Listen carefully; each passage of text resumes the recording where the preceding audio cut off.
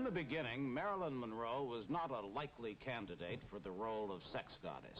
You could begin the story of her rise to that estate in a number of places, but perhaps as good a place as any is at the Blue Book Modeling School in Hollywood. Its proprietor, Miss Emmeline Snively, was Marilyn Monroe's first mentor. Well, she first was brought in by a photographer in August 1945.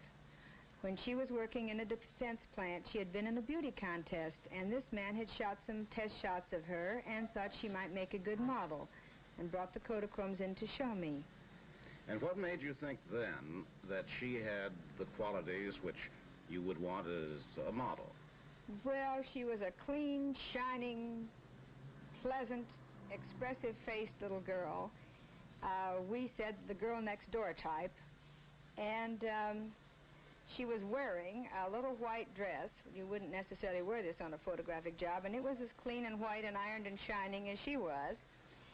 But she had a great deal of expression, and she was very surprised, I believe, to be in the Ambassador Hotel where my office was. She looked at the board of covered girls and said, "Oh, those girls are so pretty." But I thought what a wonderful little doll she would be on a cover someday. What did she look like when she first came to you, Miss Snively? Well, when she first came to us, she looked like the girl next door, as I said before, and she was in my casting directory that we get out of all the girls we represent and that go to modeling school. I have a picture here that you might be interested in seeing.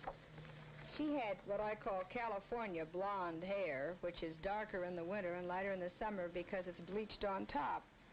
And it was really too curly. When she leaned over, it just stayed in the same coiffure. It didn't fall down as it should. So eventually, I talked her into it, and believe me, I had to talk her into anything that was not just natural and not just Norma Jean Doherty, which was her name then.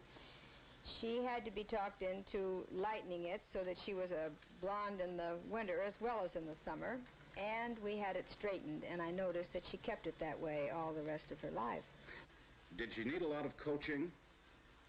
Well, she had really no background. She had only gone through the 10th grade. And so she was so eager for training that she accepted everything we gave her and everything that she could learn, which made us give her more than we would the average girl. She, later, when we worked toward getting her a studio contract, and we were instrumental in getting her to Fox, she signed up for every course they had to offer, which meant dancing, voice, ballet, tap, toe, singing. Whether she was qualified or not, she just went whole hog in for the educational side of it because it had been neglected in her life.